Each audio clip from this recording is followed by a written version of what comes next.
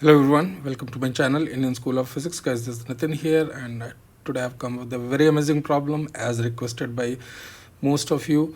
That was kinematics plus rotation. However, Spurgeon requested me to add some electromagnetism also into this problem, so I have just added a bit of it.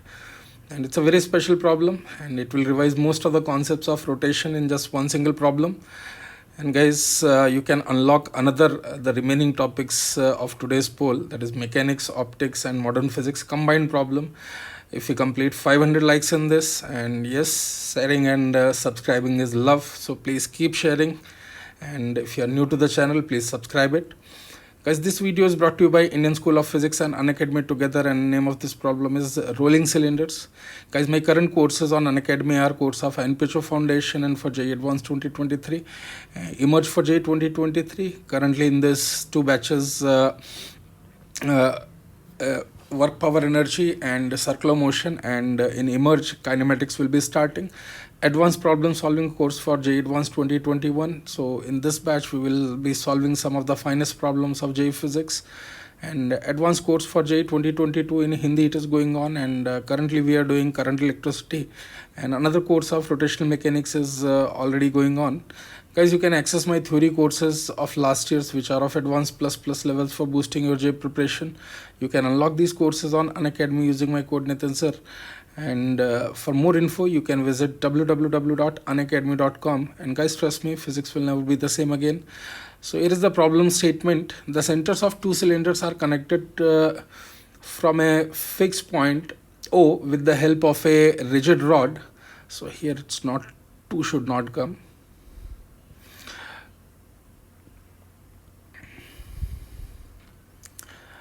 The rod is rotated with a constant angular velocity of omega naught as shown.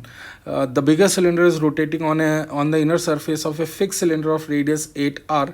There is a point charge q naught placed at point C, topmost point of a smaller cylinder. There is no slipping anywhere. Find acceleration of point C, radius of curvature of point C, ratio of angular velocities of the two cylinders, ratio of kinetic energies of the two cylinders, angular momentum of bigger cylinder with respect to point C, and number 6 is ratio of electric field and magnetic field created by the charge Q naught at point O. So this is the problem here, and it's an original problem. So guys, let's start here. So since it is given that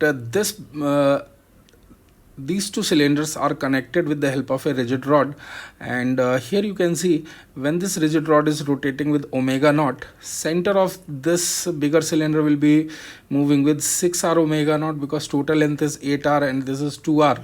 Here masses and radius is given to us. So this will become 6r omega naught, and center of B will be moving with the 3r omega naught. All right, so now condition of no slipping if we apply at this point is at rest. So VCM minus 2r omega 1, so you can say 6r omega naught will be equal to 2r omega 1. So omega 1 value will be known to us, that is 3 omega naught in clockwise sense. That is what I have written. Now we will apply next no slipping condition at this point here.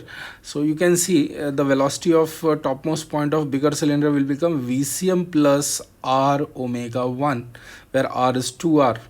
And I could directly write actually this, it will be double of VCM, so 12r omega naught will come. Otherwise also you can check, if I substitute the value of omega 1, I am going to get 12r omega naught.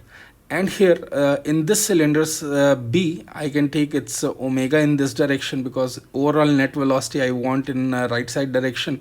So VCM is 3r omega naught plus r omega 2. So 3r omega naught plus r omega 2 must be equal to 12r omega naught. So omega 2 is equal to 9 omega naught we are going to get here. Omega 2 is equal to 9 omega naught. So omega 1 by omega 2 ratio is going to be 1 by 3. All right.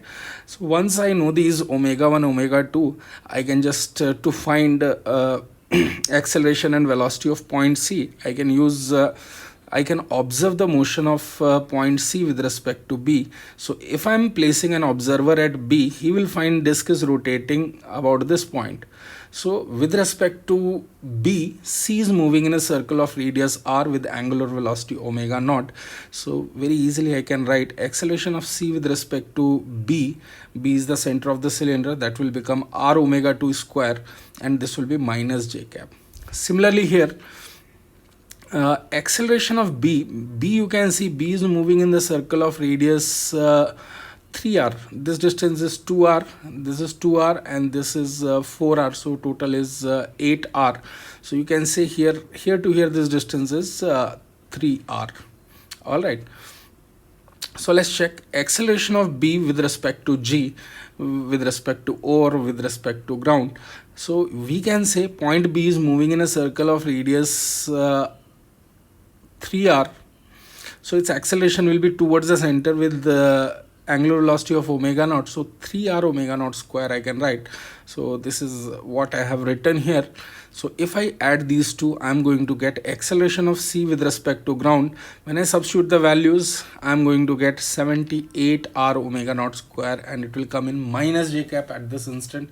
I just hope I am not doing any calculation mistake anywhere. Similarly, I can calculate velocity of point C. You can see here velocity of point C will be 3r omega naught minus r omega 2. So you can see here 3r omega naught I cap and r omega 2 minus I cap. When I simplify, I substitute the value of omega 2, which is 9 omega naught. I am going to get this value as minus 6r omega naught I cap. So after calculating this, we can move to the radius of curvature part. You can see these two values with respect to ground we have calculated, and luckily both are perpendicular to each other. So because radius of curvature is a speed square divided by component of acceleration, which is perpendicular to velocity. So we are lucky here that we don't need to take any component here. So this will become velocity square 6r omega whole square divided by 78r omega naught square. When I simplify it, I'm going to get 18r by 39. This is going to be the answer for radius of curvature. Now the kinetic energy of the cylinders. Kinetic energy of a body which is in combined motion, I can write it as half mvcm square plus half icm omega square. So you can see here that vcm value for the bigger cylinder, if I write for bigger cylinder, vcm is 6r omega naught, we have seen earlier, and its omega was 3 omega naught. Its radius is 2r. So when I substitute the value half m vcm square plus half icm m into radius square divided by 2 into its omega, that is 3 omega naught. When I simplify this, I am going to get 27 mr square omega naught square. That is the kinetic energy of bigger cylinder. Similarly, I can write kinetic energy of smaller cylinder. That is also same formula we are going to use. Half m vcm is 3r omega naught for the smaller one, and half mr square by 2, this is the moment of inertia, into omega 2 whole square. Omega 2 was 9 omega naught whole square. When I simplify, and this will become 9 by 2, and this will become 81 by 4. So when I simplify this, I'm going to get, if I multiply this with 2, so 18 plus 81, that becomes 99 divided by 4. So kinetic energy of smaller to bigger cylinder will become 11 by 12. Such a nice answer is coming here. You can check the calculation. I just hope there is no mistake in the calculation. Now the next part is angular momentum of bigger cylinder with respect to point C. Now we are taking angular momentum about a moving point. So point C is moving with the velocity of 6r omega naught. We have already calculated in minus I cap direction, and center of this is moving with the 6r omega naught in positive x direction here, and this cylinder, bigger cylinder, is having clockwise omega of 3 omega naught. So angular momentum about any point, I can write it as ICM omega plus m into r cross VCM. So r cross VCM comes when we are writing angular momentum about a fixed point, but when we are taking angular momentum about a moving point, we must use relative velocity. So velocity of CM with respect to point C. So the overall formula becomes like this: ICM omega 1 plus m into r cross VCM minus VC. When I substitute these values, ICM m r square by 2, r is 2r, into 3 omega naught is the value of omega 1, and this will be in minus k cap. Similarly, m into r cross VCM, so r is 4r, that distance is 4r here from point C, and you can see because this distance is 2r and this distance is 2r, so total 4r, and velocity of CM with respect to point C, this will become 12r omega naught. So m v into r perpendicular, so we are going to get this value as m into 4r into 12r omega naught. When I simplify this, this becomes minus 6 mr square omega naught, and this becomes 48 mr square omega naught in plus k cap. Overall, when we simplify, this becomes 42 mr omega naught square plus k cap. And now the final part is electric and magnetic field at point O. So electrostatic field due to charge q, it will be 1 by 4 pi epsilon naught charge divided by distance square, which is 2r. Similarly, for a moving charge, magnetic field at any point can be given by Biot-Savart law, which is mu naught by 4 pi into q v cross r divided by r cube. So luckily that angle is 90 degree, because it will be like this. Alright, so magnitude only I have to write, and that distance is from point C, it is 2r, that distance is 2r. So I can write this B at O, mu naught by 4 pi into charge q into VC, velocity of point C will come, divided by 2r whole square. So when I take the ratio of E and B, I am going to get 1 by mu naught epsilon naught divided by VC. And mu naught epsilon naught is 1 by c square, where c is the speed of light. So I can express my answer in terms of E naught by B naught is equal to c square by 6r omega naught. This is going to be the final answer for this problem. All parts we have calculated. So I hope guys you have enjoyed this problem. It contains so many concepts.